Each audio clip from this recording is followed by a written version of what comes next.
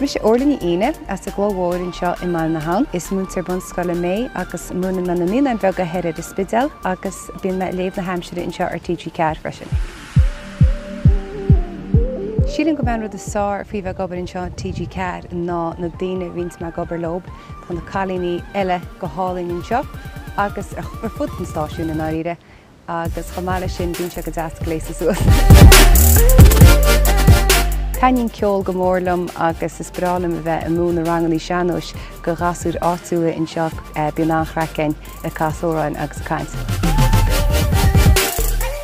Siad bh cheart breanú ar an aimsir mar go bhfuil an aimsir ar TG4 thbar, Bíonn Orla agus tá an pleanalaíonna gon lá atá machrút.